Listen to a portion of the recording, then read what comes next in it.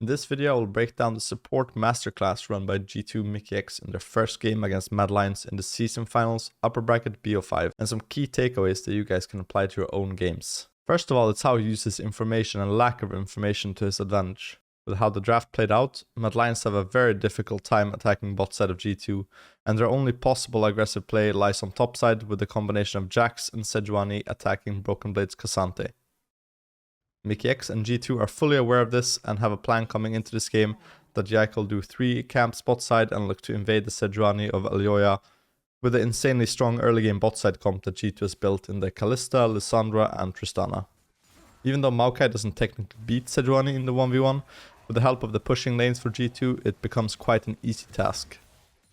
And Alioya actually read this quite well with his pathing, opting to go red and then skipping his raptors, going straight to blue and wolves. The ward of G2 on raptors, placed by Caps, unfortunately didn't spot Alioya going from red to wolves. But with the timing of Alioya clearing the ward that Broken Blade put in his red buff, they can deduct that Alioya will most likely be either on his Krugs or in one of his bot side camps.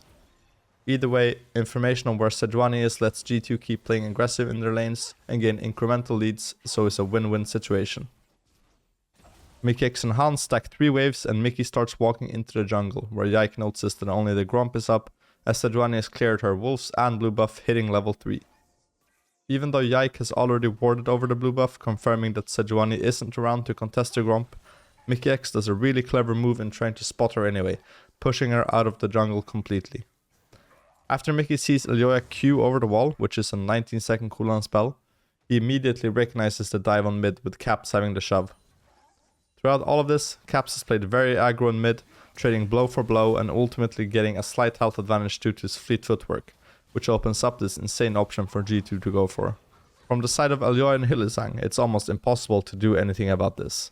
Mikyx's last micro movement that Alioya saw was towards the blue buff, which definitely bluffed a false sense of security on the side of Niski. After a very easy to execute dive, there's a slight misplay on the side of Mikyx and Yike, as they know Alioya can only be on the Raptor side, and they can both exit there together and survive. But nonetheless, it's still a big win on the side of G2. While this was happening, Hansama took quite a poor trade in the 1v2 and had to base, but it didn't end up missing too much as the cannon started tanking the tower. Instead of sitting bot lane and riding out the slow push that G2 will ultimately have against Mad, Mickey starts protecting the river in the 2v3, playing in an overextensive way on purpose. Mikyx and Cap's goal here is to mess with Alioya and Hilly, who really want to use the prio they had from the Ezreal to steal the raptors of Yike. With this denial on the camp and Yike full clearing his topside jungle and coming back on the map, G2 has regained a lot of bot side pressure, as Hans managed to push the bot lane out. G2 and Mikyx know that with this composition they're running, that's very important to snowball the map efficiently with objectives early game to ensure and win.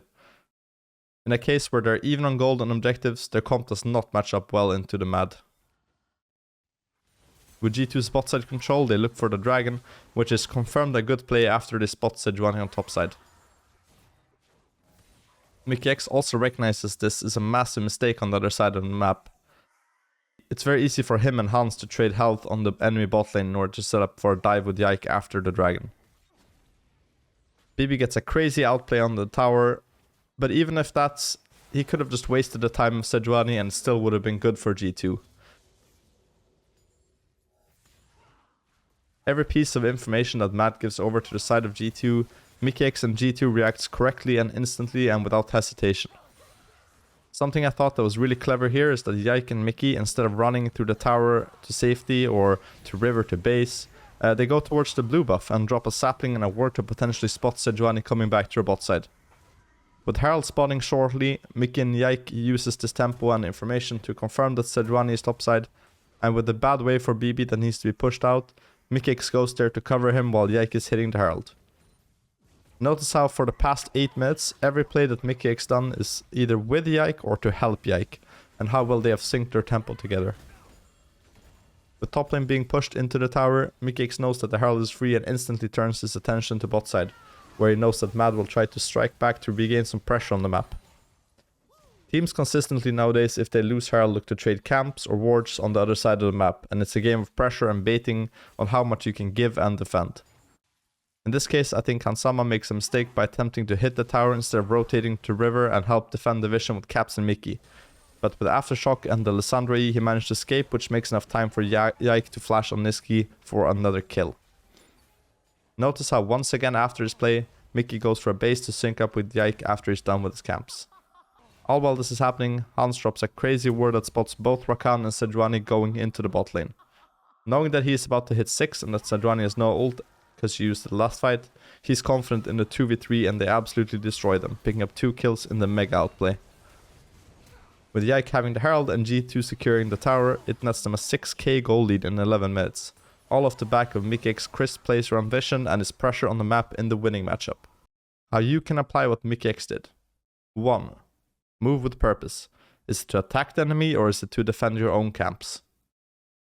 2. Play around waves. Know whether you're pushing a wave to move, dive or defend, or your teammates also might need one of these options. 3. Play around and with your jungler. Use their tempo to get vision and deny enemy vision turns. 4. Use a winning matchup to not only win your own lane. Spread the love.